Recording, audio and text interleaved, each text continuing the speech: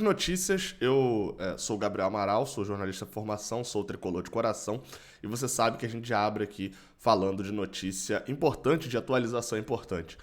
Quase 55 mil pessoas garantidas no Maracanã nesta quarta-feira para Fluminense e Corinthians, jogo de ida da semifinal da Copa do Brasil de 2022. O Fluminense informou mais de 53 mil, aí a gente já muda para quase 55 mil, isso porque cerca de 57 mil entradas, 57 mil ingressos foram postos à venda para uma partida em que é esperado que se coloque ali no Maracanã mais de 60 mil pessoas. Aliás, vai colocar mais de 60 mil pessoas, próximo a 65 mil, em torno de 65 mil de público presente. Os poucos ingressos que restam para o setor norte. Todos os outros, Maracanã mais, oeste inferior, leste superior, leste inferior e setor sul, esses que são postos à venda, né? Depois você soma ainda com cadeira cativa, com outras coisas, gratuidades e tal. Todos os ingressos estão vendidos para outros setores, só resta alguma coisa de setor norte. Quem quiser comprar ingresso para poder retirar, né, tem que retirar, né? Determinação da Polícia Militar é de todo mundo, inclusive sócios, terem que retirar o ingresso.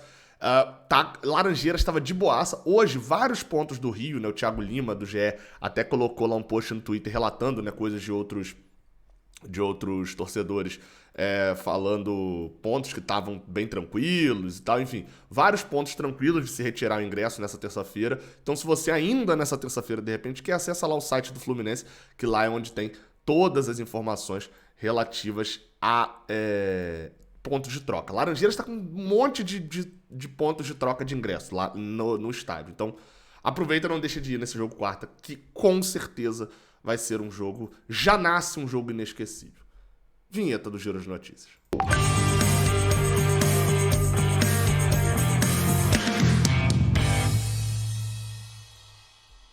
E não, a vinheta do Giro de Notícias não é o som do WhatsApp, é porque eu esqueci ele aberto aqui no computador. Seja bem-vindo, você guerreiro, você guerreira de todo o Brasil, de todo mundo, aqui é o canal Raiz Tricolor. Não se esqueça de deixar o like aqui embaixo, se você gostar, beleza? E de se inscrever aqui no Raiz Tricolor também para poder dar essa moral aqui pra gente. Vamos para um assunto que a gente já começa ali de cara falando dele, que é Alan, o jogador que foi contratado pelo Fluminense. Enfim, a gente... Eu acho que eu sou o cara que mais tá falando isso já há um bom tempo, né? Que Alan não é contratação para essa temporada e tal, enfim, mais de um ano parado, recentemente agora em agosto completou um ano que ele não joga uma partida oficial pelo clube. Então assim, ele começou a treinar com bola, ele chegou, começou a preparação física, teve lesão, voltou da lesão e começou a treinar com bola, segundo uma informação do próprio Fluminense. O Fluminense postou nas redes sociais nessa terça-feira, de que ele já estava recuperado da lesão na panturrilha, e postou fotos, na verdade, dele treinando já no gramado, né, com um post lá no Twitter, colocando de volta aos treinos e rumo à reestreia, né? Ou seja, o jogador que não pode atuar pela Copa do Brasil, aparentemente a gente imagina o quê? Voltou a treinar agora com bola, na semana que vem e tal, enfim. A gente imagina que na semana que vem ele comece a estar disponível para poder treinar com o Fernando Diniz e ao longo do mês de setembro tem a sua primeira oportunidade desde a sua volta. Eu espero muito que, se a gente não tiver lesão nem nada, alguma coisa que adiante o processo, que Alan vá ter chance no modo Michel Araújo, bem lentamente, entrando 5 minutinhos finais de um jogo e tal, porque de fato, como eu falei, a contratação não era para esse ano, né? É uma contratação no meio do ano, de um jogador que não atuava uma partida desde o ano passado. Não dá pra gente acreditar que ele ia chegar voando, né? Se acontecer, pode acontecer? Pode porque as coisas acontecem. Mas a gente, quando tenta antecipar aqui, a gente analisa com base em dados. E os dados mostram que era meio que óbvio de que Alan não teria um grande sucesso nessa temporada. A gente torce pra estar errado. Vamos ver como é que vai ser a situação de Alan aí, em breve chegando pra poder reestrear no Fluminense. Outra notícia, a gente fala sobre André. Vamos lá. Foi uma sequência que aconteceu ontem à noite e hoje durante o dia, né, nessa terça-feira. E eu vou pela ordem. Primeiro, né, a mais importante, uma notícia do Saudações Tricolores, dita: André estará na pré-lista de Tite para a Copa do Mundo. Segundo Saudações Tricolores, a pré-lista, que tem 55 nomes, né, para quem não sabe, esse ano eles até aumentaram a a pré-lista ali, né, pra 50... Na verdade, eles aumentaram mesmo, a que faz mais diferença foi a lista de convocados aumentando para 26, ao invés de 23. Essa é que faz mais diferença. Mas a pré-lista também foi aumentada para 55, então o Tite tem que entregar essa lista por agora já de 55 nomes, e aí lá no final do ano ele faz a convocação lá dos 26 que vão para a Copa, lembrando antes eram 23, então aumentaram 3 vagas. Antigamente era basicamente, né, 2 por posição, né, o dobro por posição, tipo 4 zagueiros, 4 laterais. Aí você tinha ali uma série de meio-campistas e atacantes, né? Com 3 goleiros. Agora não, agora ele pode levar mais jogadores. E bem, André vem sendo observado por Tite, vem sendo, eu diria até adorado pelo treinador. E, além disso, né, foi citado por Tite numa entrevista ontem. Uma entrevista dada ao canal 3 na área, enfim, e em que a gente vai poder ver o trechinho que ele cita André e cita, inclusive, um outro selecionável não, mas diria um outro ex-tricolor, né? Um outro velho conhecido da torcida do Fluminense. Vamos dar uma olhada aí. 9 de setembro, temos convocação então para Gana e Tunísia, certo? Sim. É a última antes da Copa? É a última? Sim, sim. Você quer fazer alguma experiência agora, professor? Quer testar alguma coisa, alguma ideia nova? Ou nós vamos dar mais ritmo para quem já vai jogar? Tiago, as duas coisas. Inclusive tem espaço para novidades, né? A gente está aberto o nível do desempenho dos atletas em setores importantes. Zagueiro é um deles, né? Abrindo perspectiva, atletas evoluindo dentro dos seus clubes. No Benfica, o Gilberto muito bem, né? Então nós temos aí uma série de jogadores. Eu tenho acompanhado o André do Fluminense, que tem sido um dos destaques. O Scarpa tem jogado muito no Campeonato Brasileiro. Tem mesmo. Eu não estou falando, estou falando daquele leque de 55 opções. Tu está dizendo por que isso? Tu cria expectativa. Eu estou isso porque eu estou reconhecimento, é um reconhecimento do trabalho de cada um. Está aberto, óbvio. Né? O Dudu, por exemplo, ontem teve um grande, para mim foi um destaque. Para mim também. Eles começam a falar do Flamengo-Palmeiras, né? Sobre o Dudu. Interessante a fala dele. Primeiro, assim, um destaque sobre o Gilberto. Eu não sei como o Gilberto tá. Quando ele tinha chegado lá, ele tinha sido muito criticado, mas ainda com o Jorge Jesus, né? Gilberto virou meio que um Cris Silva lá pro Benfica, que era... Ele pode até jogar bem, mas a torcida vai criticar muito por causa do valor que foi pago nele. Enfim, então, mas não sei como tá agora, pelo visto. A lateral direita é uma posição, né? Daniel Alves foi mal. Ele até fala, inclusive, Foi mal não, né? Foi mal na escolha de carreira, né? Foi lá pro México, não tá bem, enfim, o time dele também não tá muito bem por lá. É uma posição que pode abrir surpresa aí pra Gilberto. Agora, falando especificamente sobre a fala de Tite, me surpreende 2 coisas. Uma, André. André te surpreende, Gabriel? Sim, porque eu não esperava André na lista dos 55 da Copa. Vai ser convocado? Acho muito difícil. Acho que o Tite já tá colocando ele na lista para poder saber lidar com pressão mental e etc. Para no ano que vem, no próximo ciclo... mas não é mais o Tite. Mas o Tite vai fazer uma transição ali, né?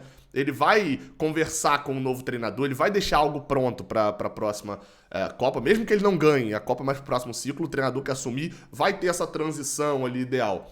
E o André vai estar... sem dúvida, mantendo o bom futebol na crista da onda. Quando ele fala sobre zagueiro, aí todo mundo pensa em quê? Nino, né?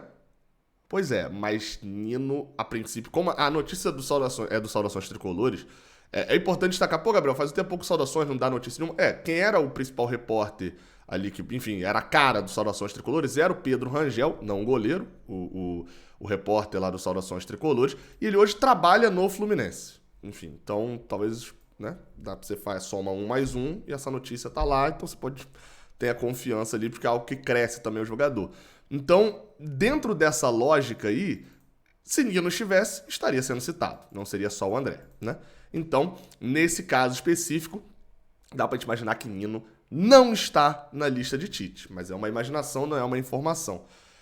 E por que isso? Tite foi ver, ele foi ver jogos, até depois ele comenta ali que ele tem ido ver muitos jogos, que ele estava em Flamengo e Palmeiras, ele vai no Fluminense e Corinthians, né? A galera já tá zoando que Tite é pé frio, porque ele esteve em Fluminense Fortaleza, em Fluminense e Internacional, e as partidas nesses 2 jogos foram ruins de Nino. Foram 2 partidas ruins.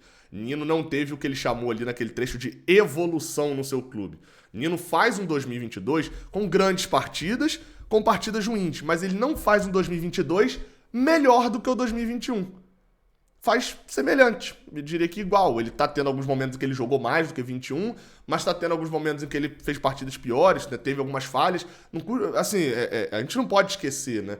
Nino tem uma falha muito boba num lapso de erro, que é uma das causas da gente estar eliminado da Libertadores na segunda fase da pré ainda, na terceira fase de pré, né, contra o Olímpia. Ele é expulso naquele jogo. Você tem algumas falhas ali durante o ano. E é óbvio, né? O nível que Nino vinha jogando, ele era suficiente para ele ser especulado na seleção. Para ele, de fato, ser convocado, ser uma peça ali para ser chamado, ele tinha que subir um pouco o nível. E é o que André fez. André fez um 2020 ruim na sua transição de base. André fez uma base espetacular. Ele chega em 2019, no final do seu período de sub-17, muito bem, voando como um dos principais jogadores da base inteira do Fluminense. Em 2020, entra a pandemia, entra tudo, ele tinha idade de sub-20 ainda, ele é testado no profissional. Não funciona. Eu sempre cito esse jogo, teve um ou outro ali, acho que de entrar minutos, mas esse jogo foi o que ele teve mais oportunidade. Ele não conseguiu render contra o Sport na Ilha do Retiro, normalmente com o mesmo erro. André sempre foi um cara extremamente seguro com a bola no pé. E subindo pro profissional, ele sentiu a marcação um dia você tá jogando com o John Kennedy te marcando, no outro dia você tem um Fred, você tem um Germancano te marcando, você tem um Pedro Raul, é totalmente diferente. Ele sentiu um pouco isso, essa confiança toda que ele tinha. Não foi bem em 2020. Quando chega 2021, pequeno resumo aqui sobre a carreira de André no Fluminense, lembrando que no período anterior ele é de seleção de base, ele é seleção sub-17, ele é seleção sub-18, é seleção sub-20. Chega em 2021, André começa o ano meio sem moral, porque Martinelli tinha destruído no final de 2020, ele tinha atuado mais por sub-23 e tal, ainda muito novo. Roger Machado erra claramente na avaliação dele. Acha que André não vai render naquele ano e recomenda que André seja emprestado para pegar cancha em jogos profissionais. Não ser utilizado no sub-23, porque seria uma utilização com jogadores da idade dele. Queria ver André sendo utilizado em jogos profissionais. O Botafogo faz uma proposta e de última hora o Fluminense acaba recusando. O próprio André, inclusive, não queria ir teve uma proposta, se eu não me engano, no time de Alagoas também. Enfim, e ele acabou não deixando, essa notícia vazou, a torcida foi muito contra também e tal. O negócio acabou não se concluindo entre Fluminense e Botafogo. E aí muita gente fala assim, olha, ele seria dado pro Botafogo. Assim, ou é desinformação ou é mau caratismo, né? Porque ele seria emprestado ao Botafogo. Provavelmente no 2021 ele ia destruir no Botafogo na Série B e voltaria ao Fluminense para poder jogar em 2022. Graças a Deus o caminho foi melhor. O que aconteceu? Que ele não foi emprestado ao Botafogo. O Hudson teve uma lesão séria. Roger viu que, lesão séria de Hudson, eu vou ter um a menos, né? Então vou segurar esse moleque aqui que uma hora eu dou chance para ele jogar. E quando deu, André mais preparado, jogou muito bem enquanto o Roger estava lá, mas passa a se destacar mais ainda a partir do momento que Roger é demitido. E Marcão entra, o que prova que aquele erro de Roger foi muito grande e não foi o único erro dele à frente do Fluminense. Marcão assume, André se torna a revelação do Campeonato Brasileiro. Revelação do Campeonato Brasileiro te credencia a quê? A ser especulado no próximo ciclo de seleção, enfim, especulado de um dia seleção. O que André vem fazendo em 2022, se tornando, para muitos, o melhor volante do Brasil, mas indiscutivelmente no top 3 do Brasil da posição dele, o credencia para quê? Nessa idade, na reta final de Copa do Mundo, a ser pré-convocado para a Copa. E se, enfim, tiver algum problema, talvez, num milagre, ir para a Copa. Ele está credenciado para ir para a Copa do Mundo. E, é claro, ano que vem, projeta-se ainda voos maiores. Qual que é a questão sobre André? Venda.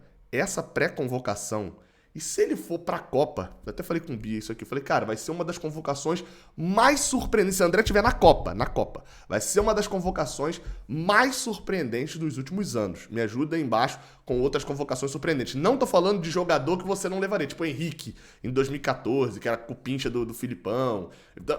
Não tô falando disso. Tô falando de um jogador que, até o ano passado, era reserva do Fluminense, extremamente jovem, se torna a revelação do Brasileirão. No ano seguinte, um dos melhores jogadores do Brasileirão, o melhor da posição dele no Brasil, e vai pra Copa. Sem nenhuma convocação, na última convocação, ele aparece para poder, de repente, ir para a Copa do Mundo. Seria uma das convocações mais surpreendentes, acho mesmo, para as últimas Copas. Lembrando, como ele falou, agora em setembro tem amistoso, né, do Brasil contra a seleção africana, né, e notícias sobre convocação. Essa convocação pode acontecer já em breve, convocação para esses jogos de setembro. E a gente vai ficar de olho aqui para saber se o André vai ser convocado ou não. Se eu fosse o Tite, eu não levaria não, pô, vai desfalcar o Fluminense. Mas falando sério, é óbvio, seria espetacular pro Fluminense, apesar da perda de André, né, para 1 ou 2 jogos, se eu não me engano, se ele for convocado, mas seria o mais espetacular mesmo, o essencial, até pelo motivo da venda, né? A venda com o André convocado.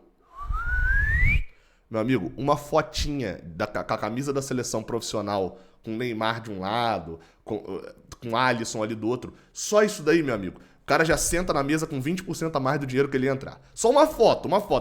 O Instagram ali de André, com essa foto já chega mais.